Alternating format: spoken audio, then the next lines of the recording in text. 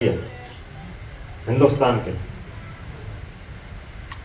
जिसमें 10 दानदाता हैं जिन्होंने सबसे ज़्यादा दान दिया है 2022 में।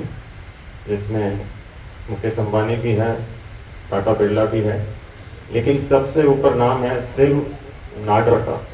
HCL के मालिक शिव नाडर 1160 करोड़ रुपए का दान दिया है उन्हें एक साल में। 1160 करोड़। एक दिन का दान 3 करोड़ 22 लाख। एक दिन में वो दान कर रहे हैं 3 करोड़ 22 लाख। अब आप जो दान कम दे रहे हैं, या मान लो वो जिनके अपने सांसारिक जीवन निभाते हैं, थोड़ा बहुत दान देते हैं, तो उनको मन में आता होगा कि हम क्या कर रहे हैं, हम तो दान ही नहीं देते हैं। थोड़ा सा 1000, 2000, 3000, 5000, तो बोले दान तो ये देते हैं। ऐसा भाव आता है, कईयों के दिल में आता है, अरे वो क्या दान दिया, अरे उसने सोने का मुकुट चढ़ा दिया, अरे उसने वहां गाड़ी दे दी। आज का विषय वही है, दान। शुरुआत करते हैं महाभारत के प्रसंग से। एक दृष्टांत है महाभारत में, तो थोड़ा सा आपको समझने में ठीक रहेगा उसको। देखिए, महाभारत हुआ, हजारों लोग मारे गए, बहुत से लोगों के परिवार पति विहीन, बेटे विहीन, भाई विहीन हो गए। तो भगवान कृष्ण ने पांडवों को कहा कि कईयों के घर उजड़ गए,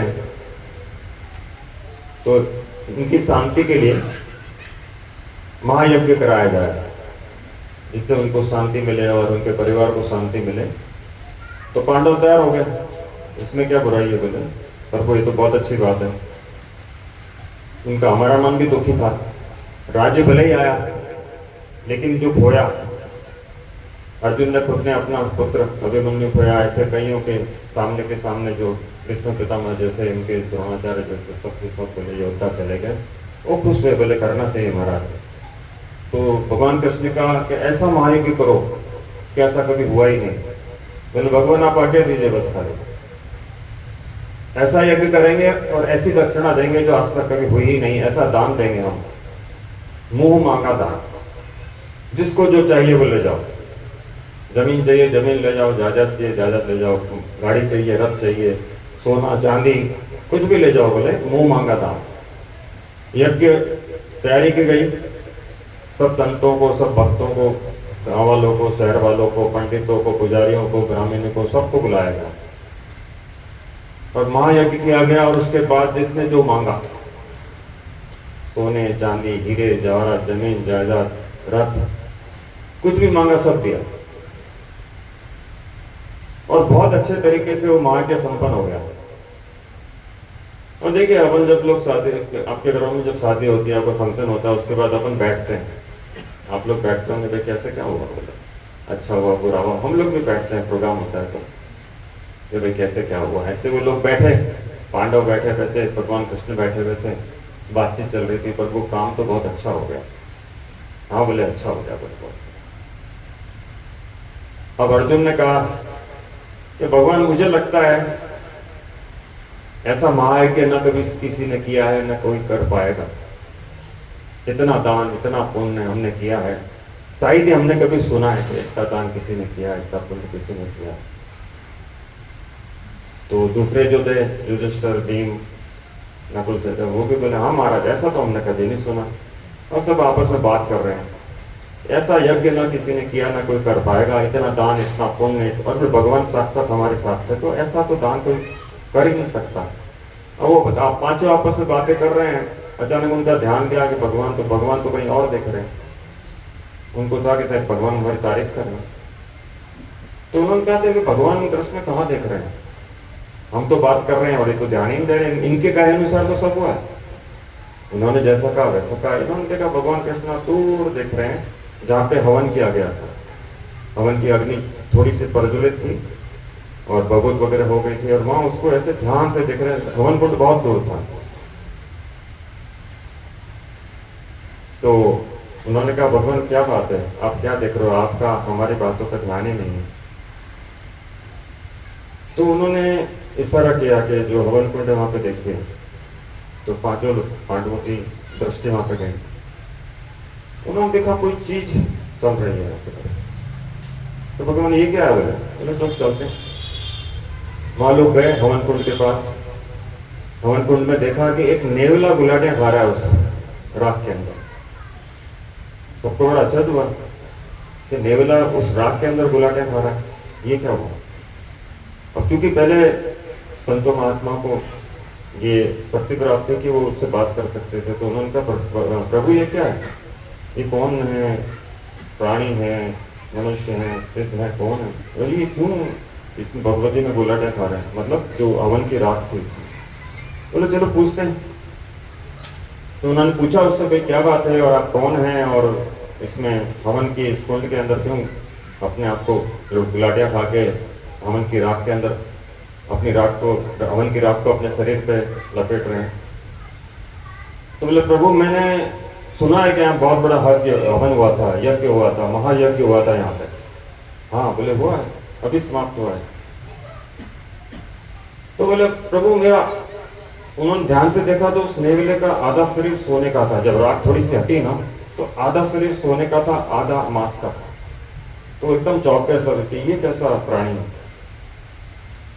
तो उन्होंने कहा भाई आप बताइए क्या आप कौन हैं और आप ये क्यों गुलाटियां खा रहे। तो उन्होंने कहा प्रभु मैंने सुना है जैसे आपको बताया बहुत बड़ा यज्ञ हुआ था। तो एक बोले बहुत पहले एक बहुत बड़ा यज्ञ हुआ था और मैं उस यज्ञ के पास से निकला, उनके चरणों की धूल लगी मेरी, तो मेरा आधा शरीर सोने का हो गया। अब मैंने सुना यहाँ बहुत बड़ा यज्ञ हुआ, मैंने सोचा चलो आधा बचा वो भी कर लेते हैं, लेकिन बहुत कोशिश कर रहा हूं, हो ही नहीं रहा है। अब पांडवों को तो काटो तो खून नहीं। ये कौन आगे बोले जिसने इतना बड़ा यज्ञ कर दिया कि इसका शरीर आधा सोने का हो गया और हमारा तो आधा छोड़ के पाव भर नहीं हो रहा है। वो बड़े अचंभे में आ गए सबके सब। भगवान की तरफ इशारा किया प्रभु। तो बोले आप ही बताइए, नेवले को प्रार्थना की कि आप बताइए क्या हुआ, कैसे हुआ, आपका आधा शरीर सोने का कैसे हुआ, आधा कैसे रह गया। बोले प्रभु मैं जंगल में जहां पे रहता था उसके पास एक कुटिया थी, वहां पे एक दाम्पत्य पति पत्नी रहते थे और एक उनका बच्चा था। बहुत सज्जन व्यक्ति थे, सुबह शाम पूजा करना, लकड़ियां बीन के जाना, छोटा मोटा काम करना, शहर जाके अपना खाना करना, भजन करना भगवान के, बस उनका वो दिनचर्या थी, काम था। और मेरी जो बाम्बी थी वो उनके कुटिया के पास ही थी। एक बार की बात है, बोले बहुत अकाल पड़ा जबरदस्त, त्राहिमाम मच गया शहर में। तो कई दिनों तक उनको खाना नहीं मिला। पहले उन्होंने पत्ते खाए, फल फ्रूट के थोड़े बहुत थे वो खा लिए। उसके बाद जब बहुत ही ज्यादा सब कुछ समाप्त हो गया तो 4-5-6 दिन हो गए थे, बोले मैं भी भूखा था। बोले 4-5-6 दिन हो गए। तो फिर वो कहीं गए और कहीं से मांग तांग के कुछ लाए। 6 दिन से भूखे थे। पत्नी को बोला भाई पकाओ, खाना पकाया। खाना पकाने के बाद जब वो बैठे खाना खाने के लिए और बैठे थे, तीनों ने अपनी थाली सजाई। थाली सजाई जैसी तो एक महात्मा जी आए, वो भी भूखे थे। मैं भी सोच रहा था कोई थाली से गिरे तो मैं भी खाऊं। तो महात्मा जी ने आवाज दी भाई कोई है, बहुत भूखा हूं मैं। तो जैसे ही थाली पे बैठे, थाली से उठे वो जो सज्जन थे, जो आदमी था वो उठे, भाई महाराज बोलिए क्या बात है। तो उन्होंने कहा बहुत भूख लगी है मुझे तो, 7 दिन बाद तो खाना मिला था। तो सोचा तो पधारो महाराज, साधु को साधनाएं कहाँ है, साधु संत आए तो कुछ तो खिलाना पड़ेगा। बैठाया उनको, बोले उनको बराबर इज्जत से बैठाया, साथ में उन्होंने अपना खाना महात्मा जी को दे दिया। बीवी बच्चों को तो मैं कैसे भूखा रखूंगा, तो अपना खाना उन्होंने महात्मा जी को दिया। लो महाराज भोजन पाइए आप। महात्मा जी ने भोजन पाया और हाथ धोए नहीं, ऐसे बैठते हैं। महाराज भूख सुधा शांत हुई आपके पेट के, आपको जो खाना। हाँ बोले वैसे तो ठीक है, बहुत दिन से भूखा था बोले, लेकिन थोड़ा सा और मिल गया होता तो। बोले ठीक है। नहीं बोले महाराज अब जब आ ही गए आप तो बोले ऐसे तो कैसे चलेगा। उनको बैठाया, पत्नी को इशारा किया,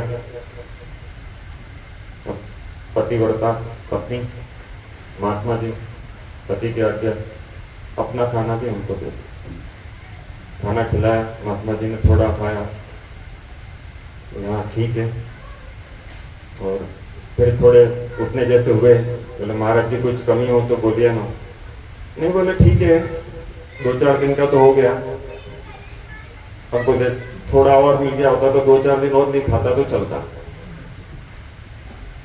अब पति पत्नी ने कहा कि इतना तो कर ही दिया है, तो बच्चे का खाना भी उन्होंने दे दिया। बच्चे का खाना भी दिया, उनको खिलाया, अच्छी तरह से किया। महाराज जी बोले हाँ। अब बोले ठीक है, मेरा बिल्कुल सही आशीष वाशीष दिया उनको, भगवान तुमको बहुत सुखी रखे।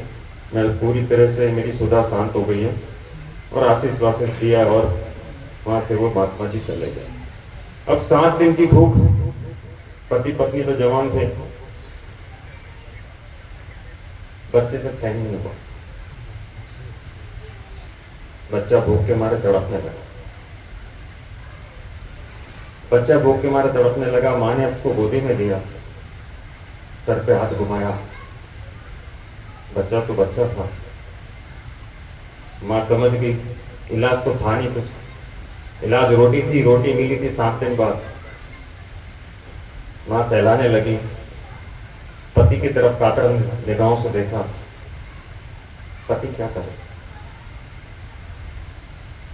सहलाया, बहुत सहलाया, पर उसने हिचकी ली और प्राण छोड़ दी।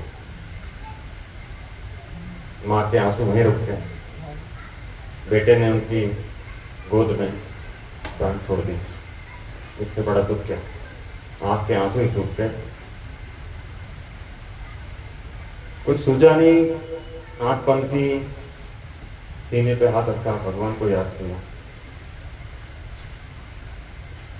कि भगवान अब क्या जीना, जैसे आपकी इच्छा आपने किया, मुझे भी बुला लो। प्रभु इच्छा, एक हिचकी आई, वो भी अपने बेटे के ऊपर लुढ़क गई। अब पति ने देखा बेटा भी नहीं रहा, पत्नी भी नहीं रही। उसने भगवान की तरफ हाथ किया, हे प्रभु, अगर मैंने कुछ पुण्य कर्म किए, मैंने अगर आपके साथ आपकी आराधना की, तो मेरी पुकार सुनो और आप मुझे भी बुला दो। पत्नी नहीं है, बेटा नहीं है, अब क्या करना है इस जीवन को? भगवान ने सुनी और वहीं उनको प्राण छोड़ दिए। नेविलियन का प्रभु मैं सब देख रहा था, मेरी आंखों में आंसू आ गए। ऐसा त्याग, ऐसी मानता, ऐसी तपस्या मैंने पहली बार देखी। मैं नतमस्तक हो गया उनकी साधना के सामने। मैंने कहा ऐसे महात्माओं के, ऐसे दानवीर के मैं चरण की रज ले लूं तो क्या पता मेरा कल्याण हो जाए। तो प्रभु मैं उनके पांव में गया, उनको नमस्कार किया। जब तीनों के पांव की धूल मेरे सर पर, शरीर पर लगी, तो मेरा शरीर सोने का आधा। वो महायज्ञ था, तब से घूम रहा हूं प्रभु मैं, लेकिन ऐसा कोई महायज्ञ मिला ही नहीं कि मेरा आधा शरीर वापस सोने का पूरा कर सके, जो आधा बचा हुआ है वो पूरा कर सके। ऐसा अभी तक मुझे कोई यज्ञ मिला ही नहीं। यहां आया था बड़ी उम्मीद से, लेकिन जैसी प्रभु इच्छा, प्रणाम किया, चले गए। मुरली मनोहर बाकी बिहारी ने मुस्कुराते हुए देखा पांडवों की तरफ, सर नीचे थे, आंखें नम थी। प्रभु समझ गए बात पैसे की नहीं, कितने करोड़ दिए, बात है कि आप किस स्थिति में, आप किस भाव से दिए। दान उनका भी है, बहुत बड़े दानी है, प्रेरणा मिलती है उनसे। देश को 1160 करोड़ रुपए दान करना तो छोटी मोटी बात नहीं है, मैं उनको क्रिटिसाइज नहीं कर रहा हूं मैं, लेकिन जो दूसरे बचे हुए हैं जिनके अपने घर गृहस्थी चलाते हैं, और उनमें से जोड़ जोड़ के जो दान करते हैं, उनके मन में हीन भावता नहीं आनी चाहिए। आप अपनी आधी रोटी देते हैं तो वो भी महादान है। बात संदर्भ ये है। अब देखिए कितने का दान दिया, 1160 करोड़। एक दिन के 3 करोड़ 22 लाख। जो आप में से जितने भी हैं, बहुत सौ के पास 4-5 लाख की प्रॉपर्टी तो आजकल सबके पास है। इसके किराए के मकान में भी रहता तो 2-3 लाख के जेवर गाड़ी वाड़ी मिला के 5 लाख हो जाते होंगे। अगर वो 3,000 रुपए सालाना दान देता है, 3,000 का मतलब होता है 250 रुपए महीना और एक दिन का 8 रुपए 33 पैसे, तो उसने भी 1160 करोड़ ही दान किया। यानी 3,000 रुपए अगर वो सालाना दान करता है, 250 रुपए महीना और 8 रुपए 33 पैसे अगर दान कर रहा है, तो भी उसने 1160 करोड़ दान की दिए और 3 करोड़ 22 लाख महीने के दान किए, एक दिन के दान किए 8 रुपए 33 पैसे के हिसाब से। अब आप बोलेंगे ये क्या चक्कर है? जिसने 1160 करोड़ रुपए दान दिए, उसकी प्रॉपर्टी की वर्थ है, जो वैल्यू है, वो है 24 बिलियन अमेरिकी डॉलर, 24 बिलियन अमेरिकी dollar calculated, Indian rupees 2 lakh crore रुपया। 1160 करोड़ होते हैं एक रुपए के, जो होता है ना उसका 60 पैसा, तो उसका 0.60 यानी 60 पैसा उसका वो दान हुआ। 1160 करोड़ उसकी प्रॉपर्टी का।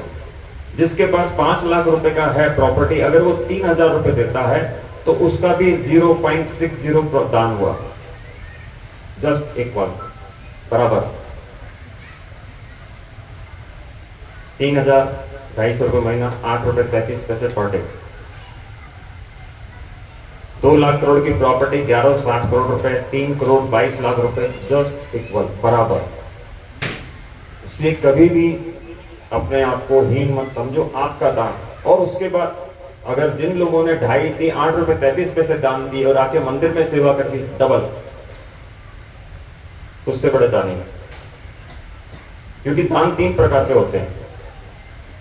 इसलिए ये बोलते हैं ना, अरे वो इतने करोड़ दिया, उतने करोड़, अरे उसके पास है कितने? 3 तरह के दान होते हैं। पहला विद्यादान, दूसरा श्रमदान, तीसरा धन दान। सबसे महान विद्यादान बताया गया, क्योंकि विद्यादान हर एक आदमी नहीं दे सकता, इसलिए अपन अध्यापकों को, गुरुजनों को पूछते हैं। वो महादान की गिनती में आता है। दूसरा श्रमदान, शरीर से मेहनत करना। जो शरीर से मेहनत, क्योंकि बहुत कम लोग कर पाते हैं, पैसा तो कोई भी दे देते हैं। तीसरे नंबर का दान श्रमदान।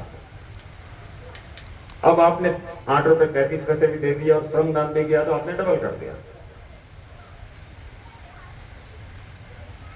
तो ये जो चीज होती है ना, पैसा तो बहुत सौ के पास है, खैर उन्होंने दान दिया, बहुत बड़ी बात है। पैसा पड़ा पड़ा सड़ जाता है लोगों के पास, दिमाग में ही नहीं आता। लेकिन यहाँ एक संदेश और है जो मैंने अपना वृतांत सुनाया। अब जैसे हमारी महिला मंडल 100 रुपए बचा बचा के इकट्ठा करती है, वो भी दान है, बहुत बड़ा दान है, क्योंकि वो अपने घर पॉकेट मनी से करते। हमारे कल्पना भाई है, पहले नौकरी पेशा आदमी, इतना बड़ा मंदिर बना रहे, खुद 600-700 स्क्वायर फीट में रह रहे, ये महादान की गिनती में आता है। बंगले होते, बिल्डिंगें होती, फैक्ट्रियां चल रही होती, तो दान होता। खुद छोटी जगह रह के माता का मंदिर बनाना महादान, ये महादान की गिनती में आता है। आप लोग 100 रुपए देते हैं, अच्छा दान है। आपकी पॉकेट मनी से दे रहे हो, बहुत बड़ी बात है। साथ में सेवा भी करते हो, डबल। 3 करोड़ 22 के 6 करोड़ 44 लाख सीधे। अब देखिए यहाँ एक बहुत बात आ रही है, जो भक्ति करते हैं ना, जो पूजा पाठ करते हैं, उनका अहंकार भी आता है, जैसे अर्जुन का आया था। अब आपको आपके काम की बात तो आई है, ये अहंकार है एक चोर की तरह, जो आपके किसी अंधेरे कोने में जाके बैठा रहता है।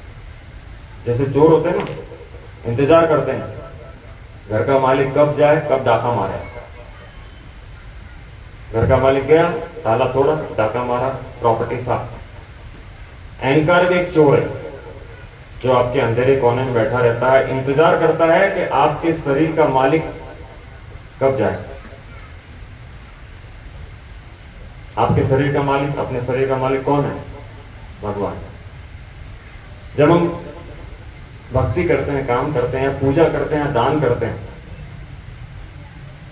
हमको यही तो बोलना चाहिए, भगवान आपकी इच्छा है, आप करवा रहे हैं, हम क्या दे रहे हैं। जहां बोला तुमने हम कर रहे हैं, भगवान साइड में, आप आ रहे हैं। तो जो भी यहाँ बैठे हैं, आपको तो शुक्र मनाना चाहिए, खुश होना चाहिए, खुश होना चाहिए कि आपको भगवान ने सेवा के लिए चुना है। घमंड नहीं करना चाहिए और चिंता होनी चाहिए कि ये मौका हमसे भगवान छीन न ले हमारे अहंकार की वजह से। एक से एक बैठे भगवान के पास, बहुत है, लोगों के पास पैसा ही बहुत है, लेकिन भगवान चुनता है कि मुझे सेवा किससे करवानी है। जैसे अपन लोग चुनते हैं ना, दोस्त किसको बनाना है, वैसे वो चुनता है। हर किसी को वो बैंकॉक चला जाएगा ना, ट्रिप कर लेगा ना, क्रूज में चला जाएगा, सेवा नहीं करेगा, भगवान चाहते ही नहीं। इसलिए आप लोग भगवान की इच्छा से बैठे हैं, यहाँ जितने भी हैं सेवा कर रहे हैं, भले कुछ भी दे रहे हैं, महदान है, मैं मत आने दीजिए बस। नहीं तो भगवान के पास रिटर्न टिकट तैयार रहता है। जैसे रिटर्न टिकट आजकल मोबाइल पे आता है, व्हाट्सएप पे, ऐसे भगवान सीधा यहाँ भेजते हैं और थोड़े दिन में उसका दिमाग फिरता चला जाता है, वो रिटर्न टिकट गए आपकी भक्ति भाव पूजा। इसलिए सेवा भाव कर रहे हैं, खुश होइए कि भगवान ने आपको चुना है, चिंता कीजिए कि ये हमेशा रहना चाहिए। जो कर रहे हैं भगवान कर रहे हैं, हम उनकी, हमारी ताकत नहीं है कि भगवान की सेवा करें, वो अपन को मौका दे रहे हैं,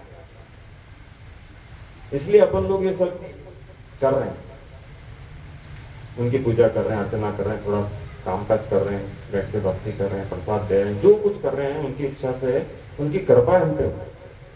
कितने लोग हैं उनके पर कृपा नहीं है, पैसे वाले लोग हैं, बहुत नहीं है कृपा। और यहां आने के बाद आता है घमंड, बहुत आता है। एक तो पैसे का, पद का बहुत आता है, हमें भी आया था। लेकिन गुरुजन संतजन जो होते हैं ना, वो उस समय काम आते हैं। इसलिए कहते हैं सत्संग करो, गुरु बनाओ।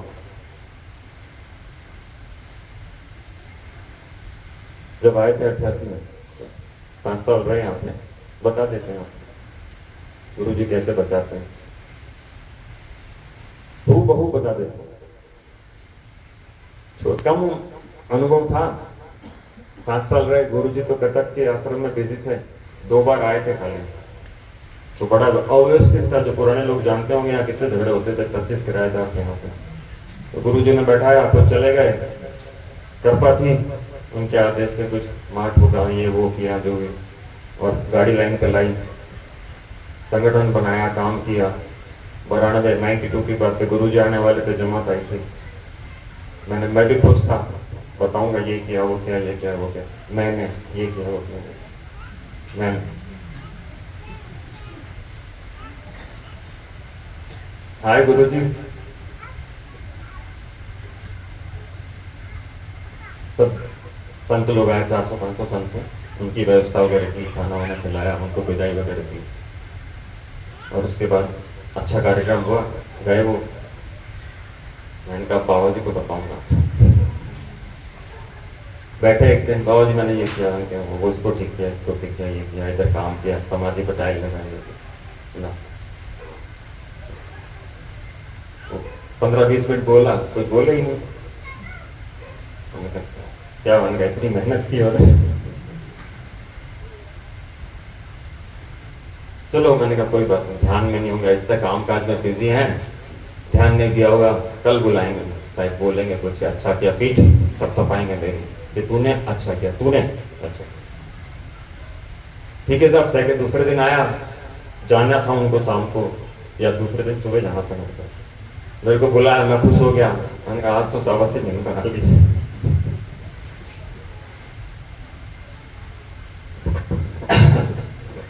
बैठाया, बोले तेरे को एक कहानी सुनाता हूँ। उनका बोलो गुरु जी, एग्जाम्पल वहीं से चालू हुए। तो बोले आम का पेड़ देखा है? मैंने कहा हाँ देखा है। तो बोले आम के पेड़ पे है ना, तो बहुत सारे फल लग जाते हैं, बहुत सारे, तो किसान लोग या खेडूत लोग जो होते हैं वो तोड़ लेते हैं। बोले वो तो और कॉमन बात है, उसमें क्या है? नहीं बोला आगे सुन, वो तोड़ लेते हैं। बोले लेकिन अगर पेड़ मना करते तो मेरे आम में कोई नहीं तोड़ेगा, तो मैंने कहा जी ऐसा थोड़ी होगा। अरे बोले ऐसा हो जाए तो, मान लो बोल दे मैं नहीं देता तो जी फिर तो क्या है। तो बोले फिर ये होगा कि आम पेड़ पे बड़े बड़े पक जाएंगे, पकने के बाद अपने आप गिर जाएंगे, और गिरने के बाद वो सब पेड़ जगह जो तना होता है वहां पूरे फैल जाएंगे ऐसे।